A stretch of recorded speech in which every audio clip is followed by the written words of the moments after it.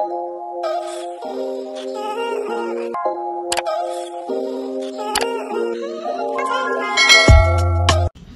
when it comes to PhilHealth benefits po, ang tawag po natin sa benefit ng PhilHealth is case rate.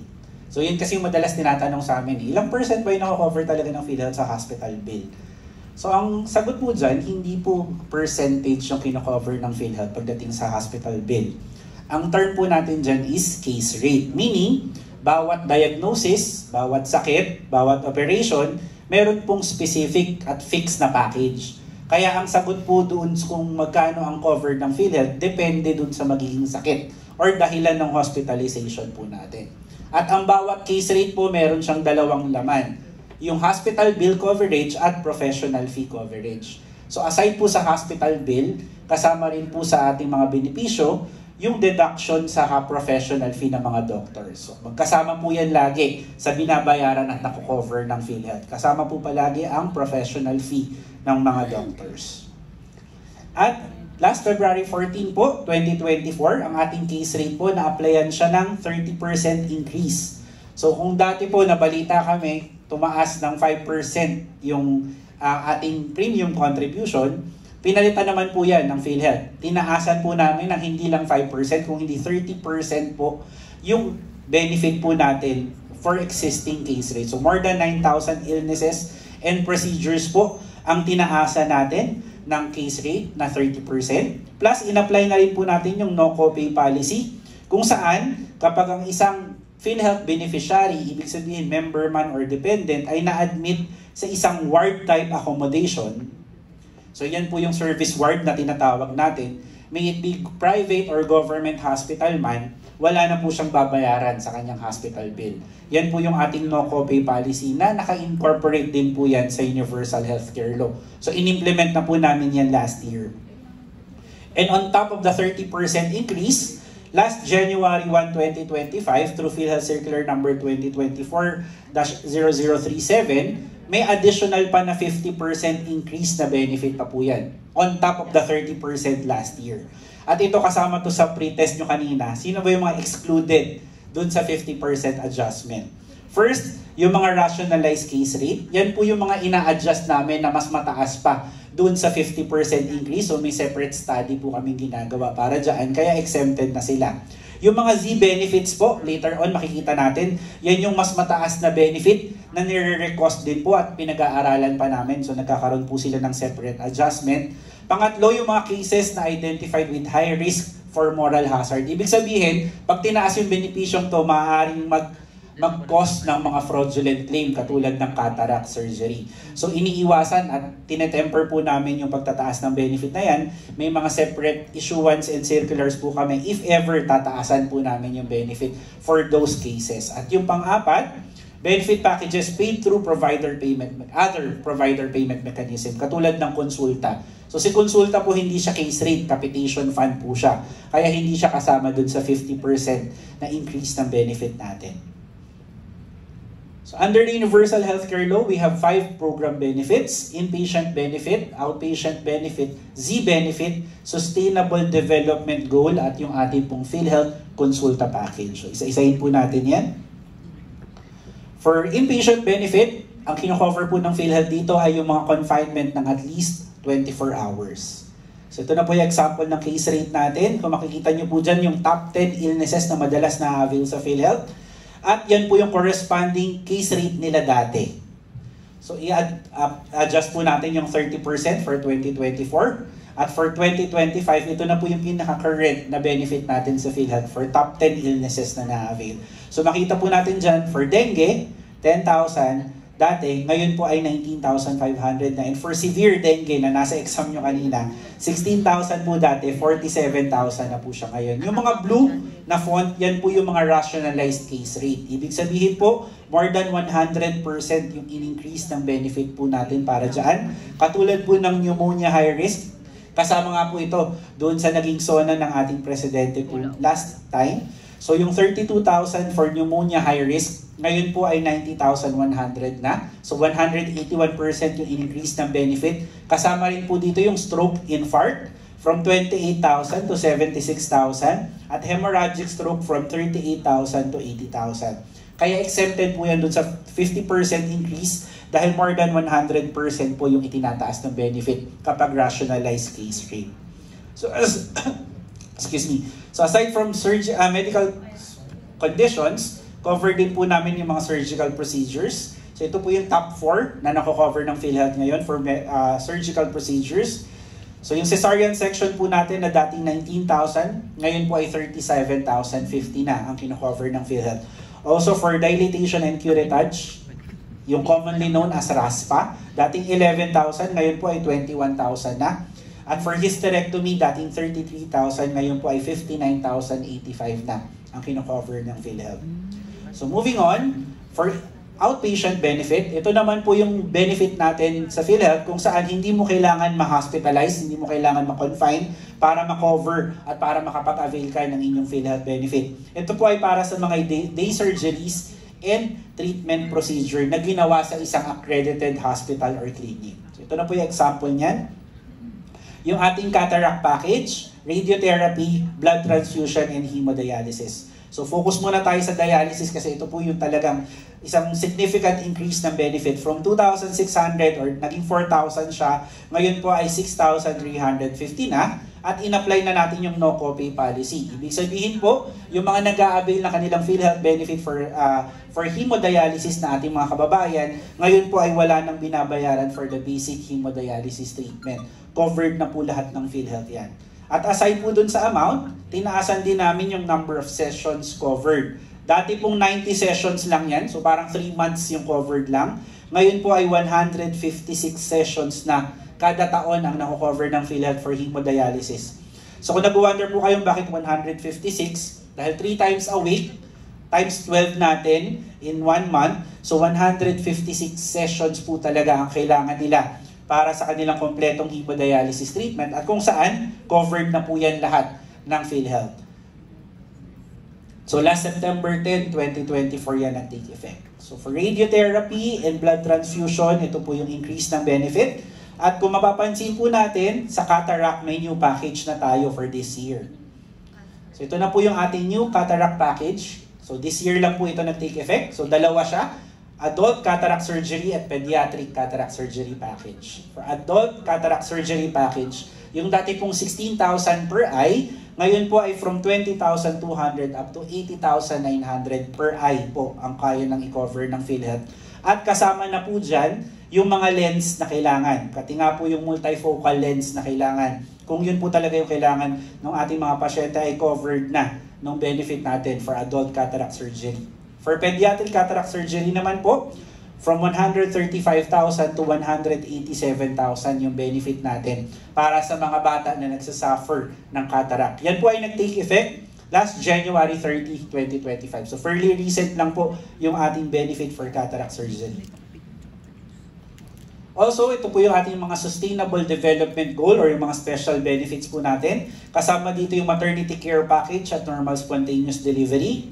Also, pati prenatal check-up, yung ating pong pagpapacheck-up habang buntis pa, ay covered din po ng PhilHealth. So for normal spontaneous delivery sa hospital, 9,750 at kung sa lying-in naman po, 12,675. Kung isasama po natin yung prenatal check-up na 2,900, ang tawag na po natin dyan yung maternity care package natin. Also, bagong panganak pa lang, covered na rin po at meron na rin siyang benefit sa PhilHealth. Nandyan po yung ating newborn care package. So kung mapapansin po natin yung mga baby ngayon, bagong panganak, kinukuhanan sila ng dugo sa talampakan. So yun po yung newborn screening para pag-check sa congenital anomaly. So covered po ng PhilHealth yun, kasama dyan sa benefit. Also, mandatory na rin po ng DOH yung newborn hearing screening, yung pag-check sa pandinig ng mga baby. So kasama na rin po yan sa benefit ng PhilHealth.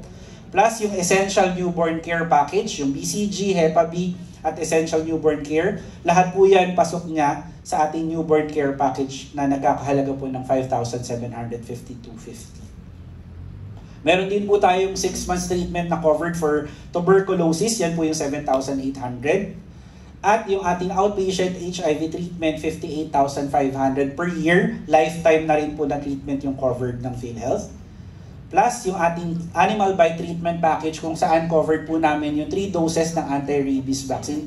Post-exposure, ibig sabihin, after mo makagat, So covered po namin yung tatlong anti-rabies vaccine, day 0, day 3, tsaka day 7 po na vaccine. So 5,850. So ang importante po nating malaman for animal bite, mako-cover po yan kapag pupunta kayo sa PhilHealth Accredited Animal Bite Center. So yun yung hahanapin. At yun din po yung pinipilit namin na ma-expand, mas madagdagan pa yung mga animal bite treatment package na accredited ng PhilHealth para mas accessible po sa ating mga kababayan. Dapat talaga po na-eliminate na natin yung mga cases ng rabies sa ating bansa.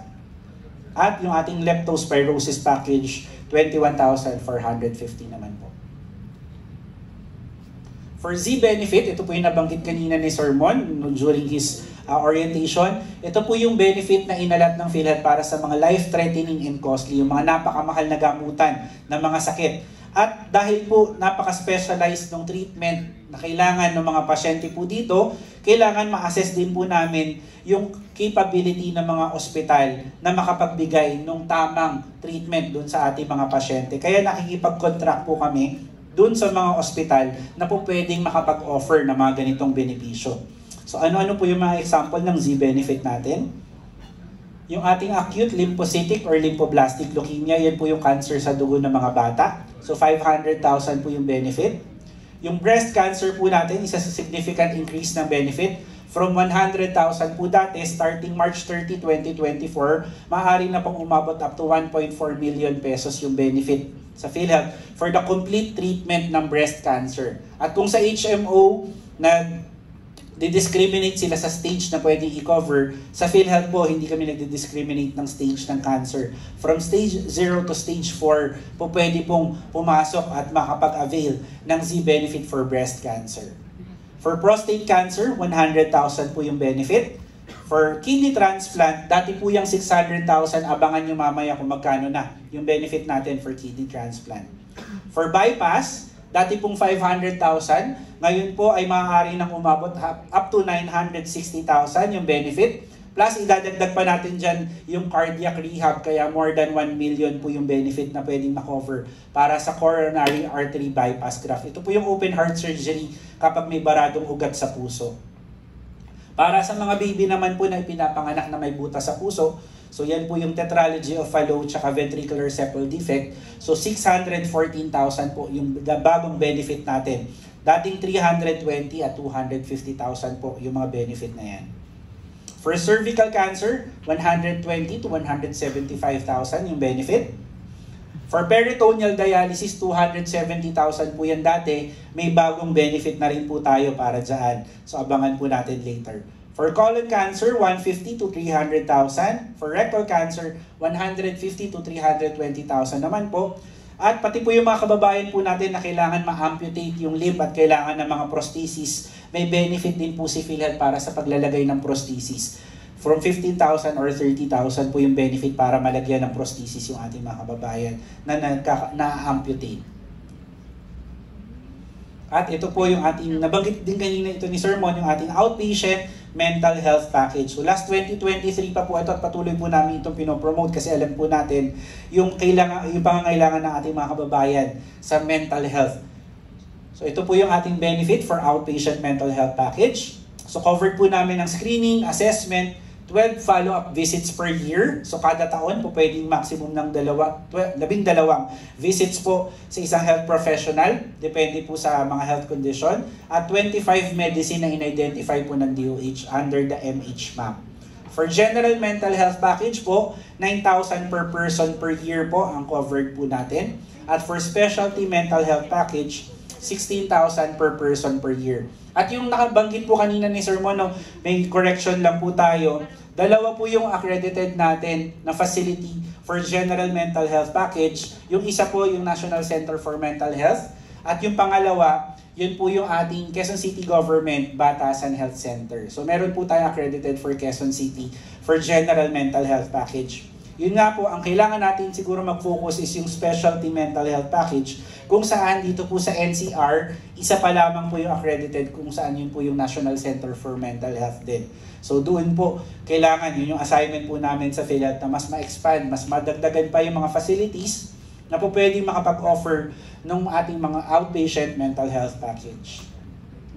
So ito po yung latest na mga benefits natin. Halos lahat po ito ay nag-take effect late last year at early this year.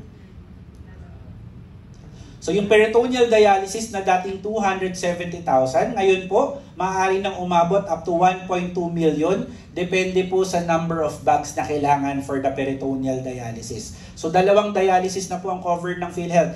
Yung kanina na 156 sessions for hemodialysis, at yung ngayon po, yung peritoneal dialysis natin na maaari nang umabot up to 1.2 million. At if ever qualified naman po for kidney transplant, yung dating 600,000, ngayon po ay maaari nang umabot up to 2.1 million pesos for deceased organ donor. So ganun na po ka-significant yung itinaas ng benefit natin for kidney transplant. So yung tatlong services na kailangan ng ating mga kababayan na nagsasuffer sa chronic kidney disease ay covered na po lahat ng PhilHealth yun. Yung hemodialysis, peritoneal dialysis, at kidney transplant. Also, ito po yung bagong benefit natin for heart attack. So kapag inatake po sa puso, may benefit na rin po tayo sa PhilHealth na na-develop.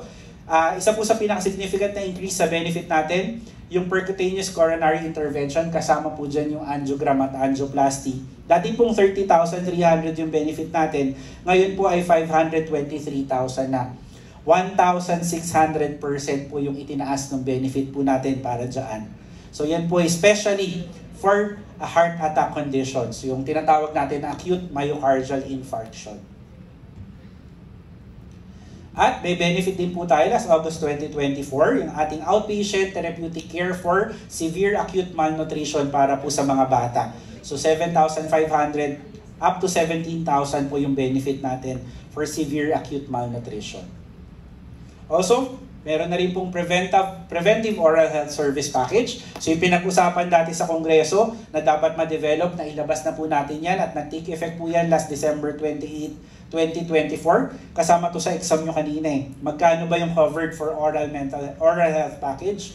600 pesos per year po para sa oral prophylaxis at maximum ng 2 ngipin para sa paglalagay ng pasta. So maximum or up to 1,000 pesos po yung benefit natin for oral health service package. Ito po, related po ito sa konsulta benefit po natin. Kailangan po register tayo sa konsulta dahil yung ating mga napiling konsulta provider, sila po ang magre-refer sa atin sa mga affiliated nilang mga dental clinics or doon mismo sa konsulta provider kung may dentista po na available sa kanila, doon po natin ma-avail yung ating oral health service benefit.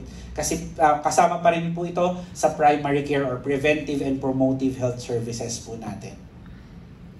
For pediatric optometric service, so ito po yung mga eyewear para sa mga bata, age 0 to 15 years old. So na yan po ay nag-take effect last January 18, 2025. So bagong benefit po yan, 2,500 pesos per year po ang benepisyo na po pwede maipagkaloob sa mga bata na nangangailangan ng eyewear. At yan, ating pong rehabilitation benefit. So kung kailangan po ng occupational therapy at physical therapy, ngayon po ay covered na rin po yan ng PhilHealth. So kasama na rin po yung mga assistive devices katulad ng crutches or saklay at pati wheelchair. So may benefit na rin po tayo dyan. Last February 14, 2025 po nag-take effect yung benefit po natin. At yung ating outpatient emergency care benefit. So ngayon po ang PhilHealth hindi na lang nagagamit for hospitalization.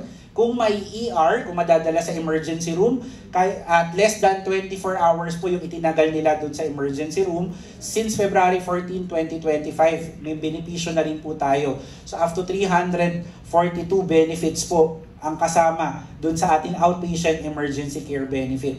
Yun po yung mga rates natin para dun sa mga gamot at yung mga kailangan na procedure sa ER na gagawin para sa ating mga PhilHealth beneficiaries ay covered na. So yan po yung ating outpatient emergency care benefit or OECB na tinatawag. So yung mga hospitalization po natin, yung confinement po natin, nalilimit siya sa 45 days benefit allowance. So maximum po ng 45 days hospitalization lamang ang nako-cover ng PhilHealth noon. Pero ngayon po, at yan ay magti-take effect April 4 dahil March 20 po nag-take effect na i-publish yung ating policy kung saan sinususpend na po yung application ng 45 days benefit limit or benefit allowance. So by April 4, 2025, wala na pong limitation ang covered ng PhilHealth sa number of days confinement natin sa ospital. So hanggat kailangan po ng mga pasyente na ma-ospital, insured na po tayo na mako-cover na ng PhilHealth yung buong hospitalization kahit lumagpas pa sa 45 days. So April 4 po magsisimula yon. Na i-publish po yung aming polisiya last March 20 of this year.